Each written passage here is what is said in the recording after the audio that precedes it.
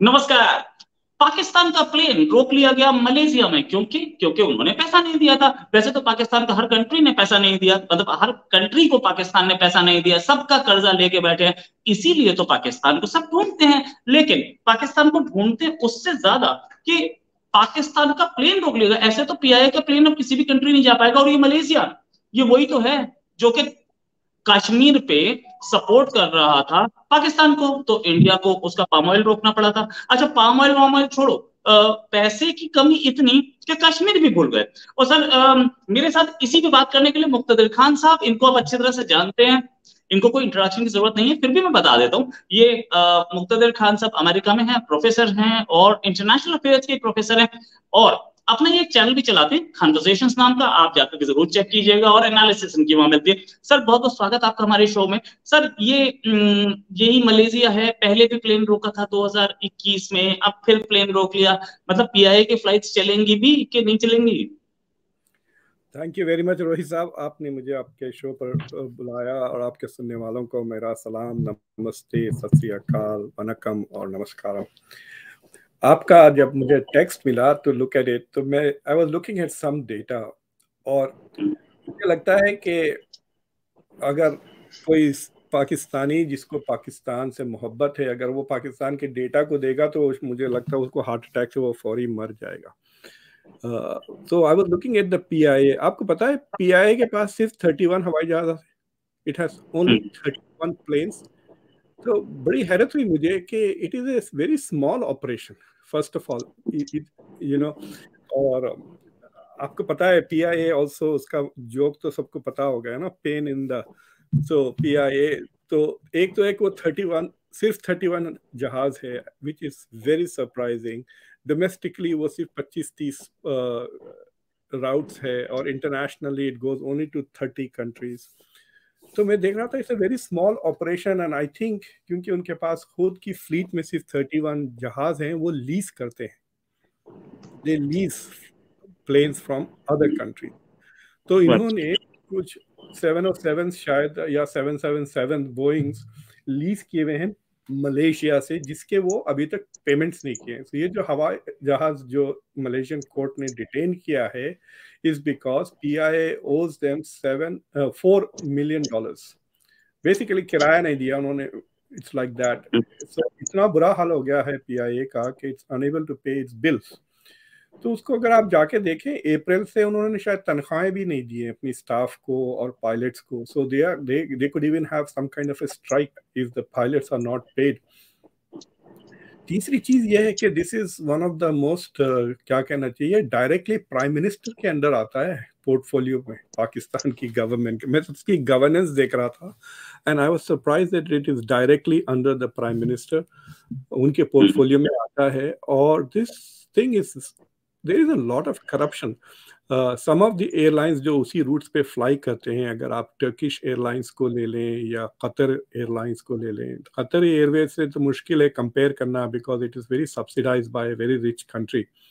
लेकिन जब प्लेन्स और स्टाफ का जो रेशियो है, Turkish airline is less than 100, यानी उनके पास 300 से ज्यादा हवाई जहाज है, सिर्फ 30,000 एम्प्लॉयज है। पीआईए में plane is to staff ratio 500 का है। उसके बावजूद they do not deliver efficient services. उनके पास सबसे ज्यादा शायद लगेज लॉस भी होता है। So they are not managing them very well, और they are not managing the economy very well. और उसमें भी मैं सुना के, आई वाज रीडिंग, सुना क्या कह रहा हूँ, they are having lots of corruption issues.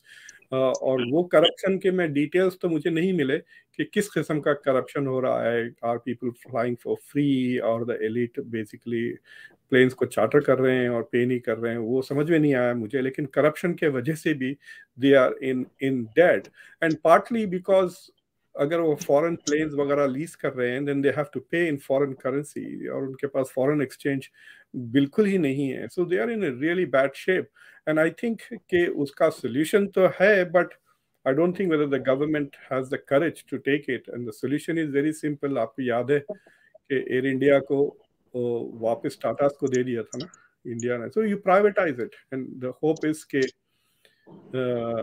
the private sector will do a better job.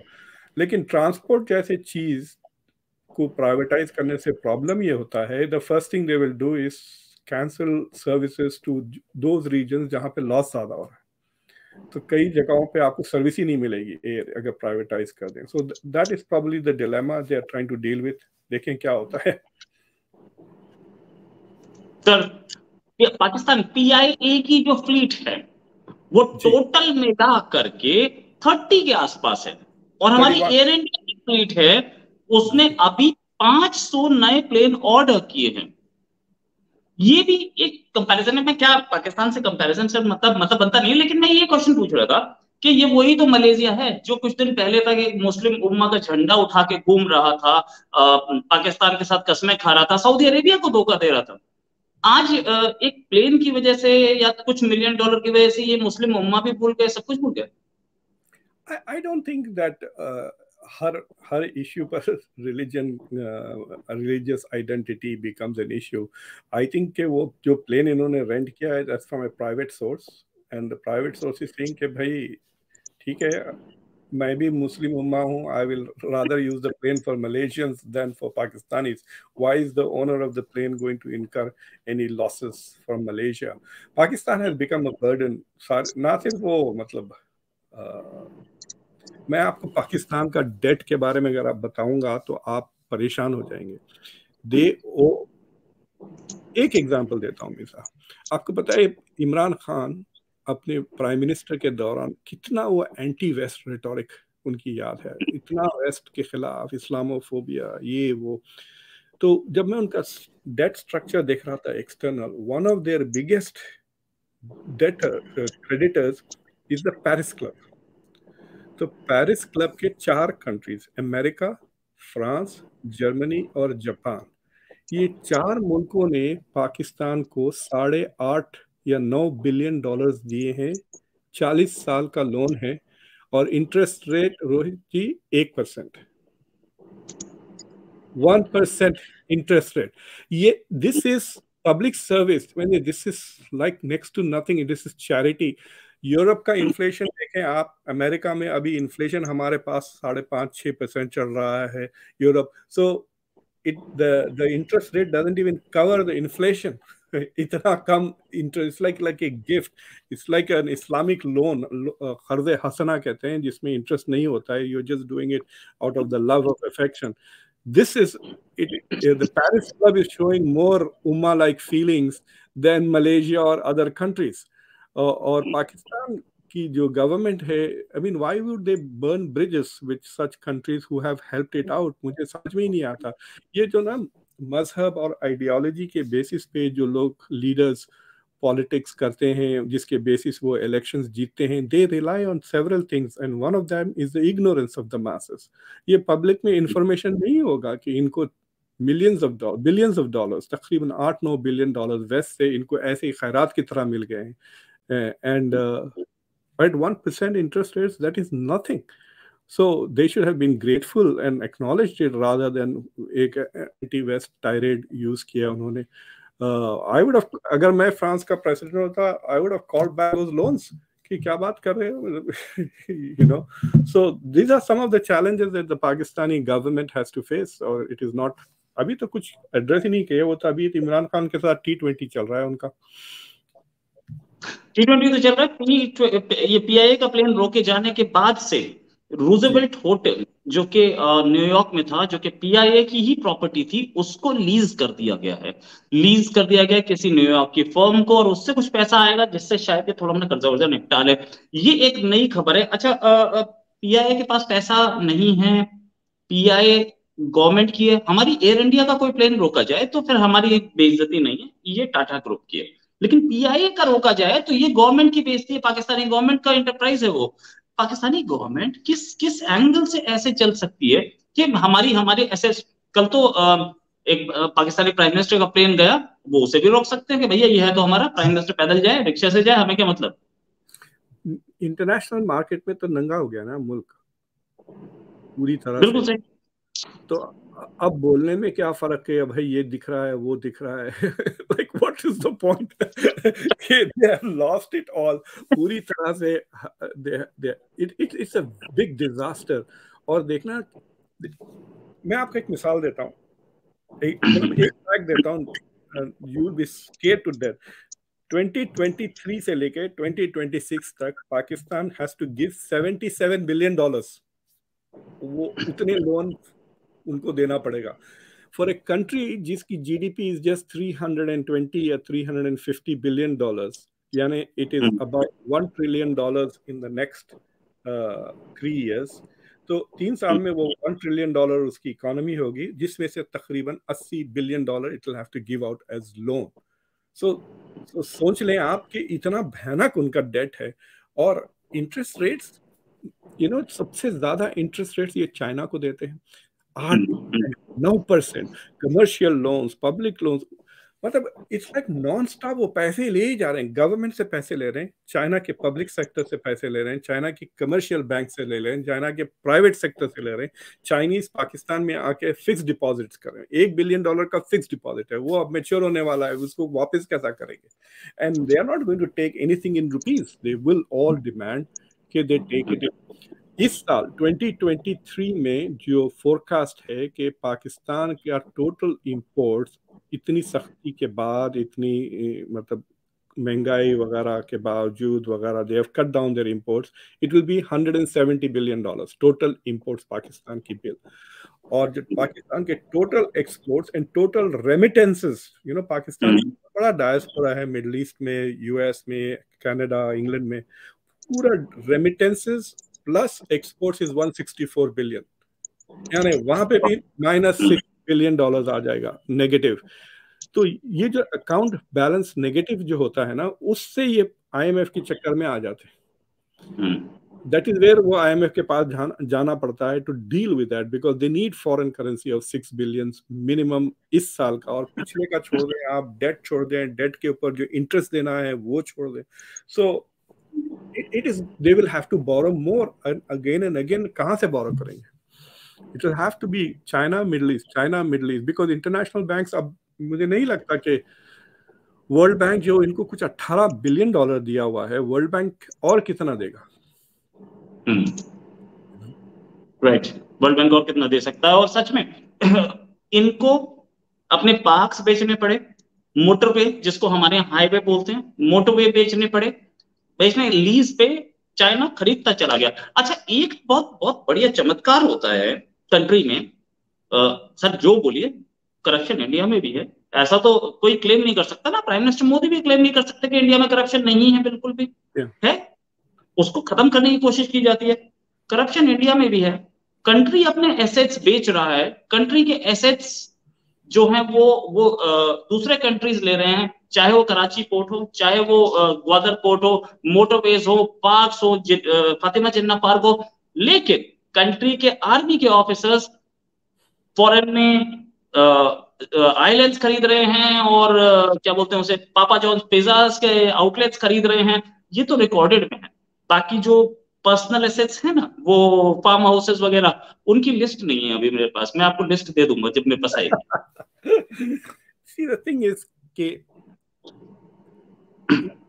Pakistan की elite I think is probably, Africa में शायद एक दो ऐसे कंट्रीज होंगे जहां पर ये कंपटीशन चल सकता है, बट पाकिस्तान की एलीट का जिंदगी का मकसद ही पाकिस्तान को लूटना है। मैं आपको एक इंटरेस्टिंग जोक सुनाता हूँ। मैं कोविड से पहले I used to run a small programme in Philippines, good governance का प्रोग्राम। फिलीपींस के मेयर्स को, गवर्नर्स को, मेंबर ऑफ पार्लियामेंट्स को अमेरिका लाकर we used to give them training. ये जो गुड गवर्नेंस लफ्ज है ना रोहित साहब, good governance is a code word for corruption. यानी अगर corruption is high then there is bad governance. So World Bank वगैरह आज से 10-15 साल पहले they didn't want to say कि you are corrupt, you need to fix it. They would say can you tell us what are your plans to provide good governance. Basically मतलब हम आपको loan दे रहे हैं, आप क्या गारंटी दे सकते हैं कि ये करप्ट पैसे नहीं होंगे।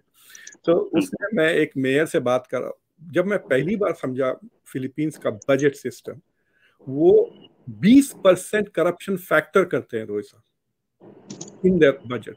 तो फॉर एग्जाम्पल अगर सेंट्रल गवर्नमेंट स्टेट गवर्नमेंट को $1 मिलियन का लोन दे रही है ब्रिज बनाने के लिए, तो वो कहते हैं ब्रिज की कॉस्ट क्या होगी, जैसे 1 मिलियन, तो अच्छा ठीक है हम 1.2 मिलियन एलोकेट करते हैं।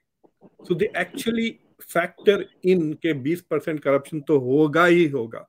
अगर हम 1 मिलियन देंगे तो ब्रिज नहीं बनेगा, बिकॉज पैसे खा जाएंगे, फिर 800, फिर वो ब्रिज डिले हो जाएगा, फिर उसका कॉस्ट बढ़ जाए। So including in the vice president, मैं प्रेसिडेंट की ऑफिस में बैठ के, one of the vice presidents told me this on the face, we recognise the reality professor Khan, we factor it in. तो फिर उसने मुझे एक जोक सुनाई थी, मैं वर्ल्ड बैंक के एक एंटी करप्शन प्रोग्राम में पार्टिसिपेट कर रहा था, तो ही सेड के तो एक मेयर, फिलीपींस का मेयर ने अपने आईफोन पे ही सेड ये ब्रिज देखा है तुमने, ये कितने का ब्रिज है? तो वो नाइजीरिया का मेयर था, ही सेड ये ब्रिज मेरे ख्याल से 5 मिलियन का है। इसे नहीं, ये 4 मिलियन का है, लेकिन मुझे वर्ल्ड बैंक ने 5 मिलियन दिए। बेसिकली 20% उसने चुरा लिए।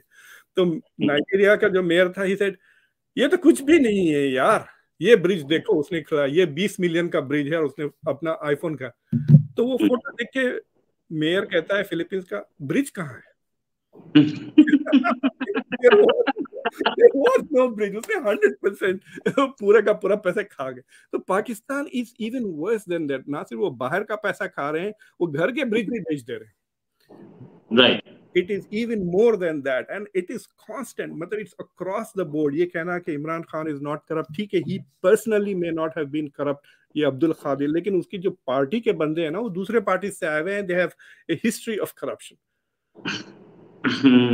वेल, इमरान खान करप्ट है या नहीं है, मेरे पास ऐसी कोई डिटेल्स नहीं है, पता नहीं उनकी जो डिटेल्स आती हैं कि घर पे ही डीलिंग्स हुआ करती थी, और वो मैडम जो बैग वाली थी, जिनका 5 लाख का बैग था, वो भी पैसा खा रही थी। तो अगर अगर if you are supporting those people, then आपके ऊपर ब्लेम पड़ता है, because you are the prime minister, no doubt about it, आपको ब्लेम लेना पड़ेगा। अब सर एक चीज, ये पाकिस्तान जो आज जिसकी मतलब बेइज्जती इतनी हो चुकी है कि प्लेन अपने भाई ने, जो कि इंडिया से इतने अच्छे रिलेशंस होते हुए भी कश्मीर के लिए, उसने कश्मीर के इशू पे इंडिया से नाराजगी ले ली थी। फिर उसके बाद महातिर मोहम्मद गए और फिर बेटर रिलेशंस आए। महातिर मोहम्मद की एज भी बहुत हो चुकी थी, तो शायद वो कहीं पे अपना नाम लिखवाना चाह रहे थे मुस्लिम उम्मा में, कि मैं मरने से पहले एक बार तो नाम लिखवा दूं कश्मीर में। तो ये भी पर्सनल एम्बिशंस भी आ जाती है ना कंट्री के सामने, ऐसी पर्सनल एम्बिशंस भी थी। ये सोचने वाली बात कि ये कंट्री कब तक बाहर आ पाएगा इस पोजीशन से कि पीआईए फियरलेसली फ्लाई करे। अभी तक तो यह है कि कहीं पे लैंड कर गई तो रोक लिया, अब आगे टाइम वो भी आ सकता है कि पीआईए का प्लेन ऊपर से जा रहा है तो 3 मिराज लगाओ इसके, चलो और लैंड करा दो और पैसा निकालो। रोहित साहब, लेट मी एक्सप्लेन कि ये जो जैसा महातिर मोहम्मद कश्मीर का इशू उठाते हैं, और कभी अर्दोगान ने भी काफी इस इशू को उठाया, they are not doing that out of some kind of solidarity with Pakistan, या उनके दिल में दर्द हो रहा है कि कश्मीरी में तकलीफ हो रही है। देखिए, अगर आपके दिल में तकलीफ हो रही है ना कि लेट्स से कि इंसान को छोड़ दें आप, वो तो बहुत बड़ी बात है कि इंसानों को तकलीफ हो रही है कहीं पे, let's do something about it. Let's say कि आपका दिल इतना छोटा है कि you are only worried about the human rights violations of Muslims, तो आप कह रहे हैं कि मुसलमानों को तकलीफ हो रही है कश्मीर में, इसलिए मेरे दिल में दर्द है। Then how can you turn your back to Uyghurs, suddenly become quiet? वो भी तो मुसलमान है, उनके पास आज भी देखिए आप, टुडे CNN इज रिपोर्टिंग कि प्रोटेस्ट चल रहे हैं, मस्जिदों को बंद कर रहे हैं यूनान प्रोविंस में, चाइना में। So why is Pakistan quite? Why is Anwar Ibrahim the prime minister of Malaysia quite? तो आप ये नहीं कह सकते कि इनका दर्द है, इनका दर्द नहीं है। So why do this countries do that? ये कंट्रीज इसलिए करते हैं कि unfortunately some causes are sexier than other causes. जैसा कि पैलेस्टीनियन का कॉज ले रहे, it has been extremely well marketed in the Muslim world ना। And then the second I think is the Kashmiri issue, जो पाकिस्तान कॉन्स्टेंटली उसको रेस करता है, so this has the second tier status. और फिर देखिए, आप कर्ड्स के बारे में कोई भी नहीं कहता है, Kurds are suffering in 4 different countries, Syria में भी उन पे तकलीफ है। So you never hear Mahathir Mohamad coming and saying मेरे दिल में दर्द है, बेचारे Kurds are being oppressed, they don't. So why do they do it? They do it because के उनकी कंट्री में अवेयरनेस है। about this cause. And so when they say I care about Kashmiris, उनकी domestic constituency में उनको vote ज्यादा मिलते हैं, सपोर्ट ज्यादा मिलता है. So it is basically for their own domestic. They don't care about Pakistan or the Kashmiris. They think that ये एक, मैं आपको एक मिसाल बताऊं कि even though I was a student of political science, मैं एक सिविल राइट्स ऑर्गेनाइजेशन के लीडर को जाके कुछ सजेशंस दे रहा था. So he kept responding by saying, this is a good issue for us. This is a good issue for us. तो मैं उसको एक्सप्लेन कर रहा था, this is not a good issue. It's a problem. It needs to be dealt with. तो बाद में समझ में आया, when he said this is a good issue for us, it meant कि उसके लिए, उसके ऑर्गेनाइजेशन के लिए it was a good issue because it was a critical issue. उसके बेसिस पे वो फंड रेजिंग कर सकता था, उस बेसिस के वजह से उसका organisation grow. So he was not interested in solving the problem.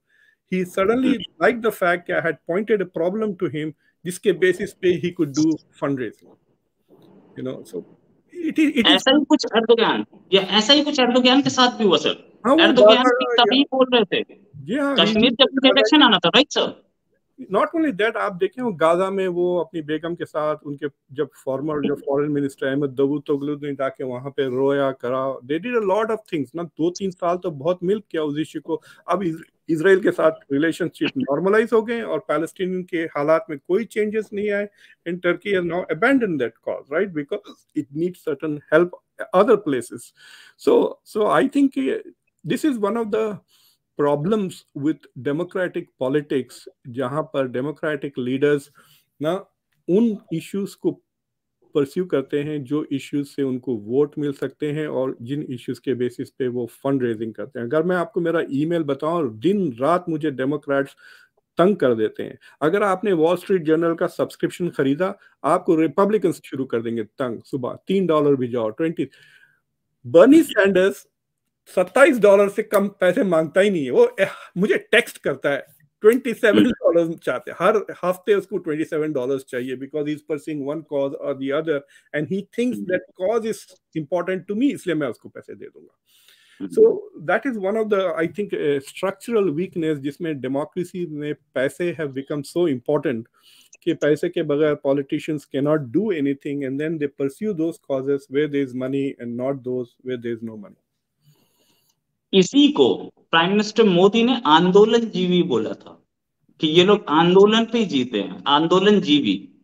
तो आंदोलन पे जीते हैं मतलब आंदोलन, एक कॉज, दूसरा कॉज, तीसरा कॉज, उसके पैसा आता है, $100 आया, 20 खर्च किया, बाकी अपने लिए. ये जो आप बता रहे हैं $27 से कम नहीं मांगता ये सब वही तो गेम है सर. और ऐसे ही आंदोलन जीवी इंडिया में भी हैं और बाहर भी हैं. इंडिया में तो कास्ट सिस्टम को लेकर, रिजर्वेशंस को लेकर आप देखें मणिपुर में क्या हो रहा है. This is the same thing कि you are using, manipulating demographics, you're manipulating other issues. Plus elections इतने महंगे हो गए हैं ना, the amount of money you have to spend. यहाँ पर on an average Congress person छोटे स्टेट्स में $500,000, बड़े स्टेट्स में $2 million तक, और जो सेनेटर्स हैं कभी कभी वो $10 million तक खर्च कर लेते हैं कैंपेन्स में. सो when you raise $10 million, एक दो लोग हैं जो अपने खुद के पैसे खर्च करते हैं, वो billionaires, but most people raise the money. So you are, आपको कोई फुकट में पैसे तो नहीं देता. So you promise favours, so now you have to do. आपने, आपके इंडिया के सुनने वालों को कहता हूं मैं कि NASCAR, NASCAR, NASCAR ड्राइवर को गूगल करें तो वो जो कार रेसिंग करते हैं ना, वो नॉट फार्मूला 1 बट दूसरे रेगुलर कार्स जो वो रेस करते हैं, उनके ड्राइवर्स वेयर अपने स्पॉन्सर्स के नाम वो अपने पे. अभी भी आप देखें, अभी उतना नहीं हुआ इंडिया, IPL में भी देख सकते हैं आप 4-5 ब्रांड पहनते हैं, लेकिन वो पूरा का पूरा उनका dress is with their sponsors. तो मैं और मेरे स्टूडेंट्स ने थोड़े साल पहले कैंपेन शुरू करी थी कि कांग्रेसमैन भी, सेनेटर्स भी पहनना चाहिए. आपको जितने पैसे मिले हैं पॉलिटिशियन को, आपको ऊपर से पेन लेना चाहिए ताकि when you walk into the parliament we know who you are representing. अगर आपके पीठ के ऊपर इतना बड़ा लगा हुआ है, या वे या एप्पल या फेसबुक, सबसे ज्यादा पैसे आपने लिए, so I know that you are not representing your district, you are representing these people who have given you money. So democracy का I think one of the weaknesses is the role of money, that it plays, और उसमें अगर आप बड़े हैं, कहते हैं ना one man one vote, I guarantee you there are some people in every country who can call the president or prime minister on their cell phone. आप अब मैं जैसे बंदे नहीं कर सकते. अगर ऐसा सर इंडिया में हो गया ना, तो वो लोग जो अंबानी और अडानी के खिलाफ बोलते हैं पार्लियामेंट में ना, वही अंबानी और अडानी के स्टिकर पहन करके बैठे होंगे. बहुत सारे ऐसे लोग हैं. नहीं, but Congress, it will be everybody ना, मतलब कोई अपने अपनी हाँ it will be everybody, but then Congress की गवर्नमेंट्स अडानी और अंबानी के प्रोजेक्ट्स पास कर रही है, और वही कांग्रेस अडानी और अंबानी के खिलाफ पार्लियामेंट में जीतती है. सर फाइनल क्वेश्चन आपसे, फाइनल क्वेश्चन ये है कि क्या अब now that Erdogan Turkish president, उनको 5th टर्म मिल गया, तो क्या उनका कश्मीर रेटोरिक साइड होगा, और या फिर कश्मीर चलता रहेगा उनका? देखिए, उनकी इकोनॉमी बहुत बुरी तरह से फंसी हुई है. The economy is in a bad shape. At least 2021 तक they were still growing at about 11%, लेकिन अब दट बोल के गिर के 5.5%. लेकिन they are in a similar trouble to Pakistan, क्योंकि उनकी जो करेंसी की जो वैल्यू है, इट हैज बिकम 1:20. तो मैं आपको मिसाल देता हूँ कि मैं 2 साल भी नहीं, नवंबर में वहां पे था, तो 14 लीरा में $1 था, और अब 20 हो गया है. It has become so expensive. अगर टिकट्स सस्ते होते तो यहाँ से, अमेरिका से वीकेंड पे जाके लोग कारपेट्स वगैरह खरीद के आ जाते, क्योंकि currency has drop so much domestic value. So it is going to struggle to balance its economic situation. तो मेरे ख्याल से he is going to be domestic focused. लेकिन आप याद है, वहाँ पे भी बहुत ज़्यादा रिलीजन पॉलिटिक्स का एजेंडा है. ये 2023 है, यानी जो टर्किश रिपब्लिक, जो कमाल पाशा ने जो सेक्युलर रिपब्लिक एस्टैब्लिश की थी, उसको 100 साल हो गए. तो आज से अगर 10 साल पहले when Turkey was booming, तो जब ये मजाक करते थे कि we will relaunch the idea of a new Ottoman Turkey, हमारी पास्ट ग्लोरी को हम वापस लेकर आएंगे, we were a great civilisation in the past, we were a great country. In fact मजाक से मुझे टर्किश एकेडमिक्स कहते थे कि maybe Erdogan will take the title of the caliph once again rather than the president. लेकिन वो सारे के तारीख में से हवा निकल गई ना, because the domestic economy is so bad and the country is very divided. देखें, demographic is on the side of Erdogan. जितने ज्यादा बच्चे पैदा हो रहे हैं, कंजर्वेटिव जो शहर आ रहे हैं, सो जो सेक्युलर पॉपुलेशन है वो श्रिंक हो रहा है in Turkey. The religious conservative population is expanding. So demographic उसके साथ होने के बावजूद he won only with the support of nationalists who are not conservative and religious. खाली वो nationalist है, वो anti kurd हैं वो. तो MHP नाम की एक पार्टी है, तो वो दो पार्टी की मदद से ही 154. लेकिन जो इलेक्शन थे party wise, so that means कि उसकी constituency is also not happy with him. That's why they are voting against him, और they didn't vote. So I think hopefully he will take attention. Plus I think he's not well, seriously.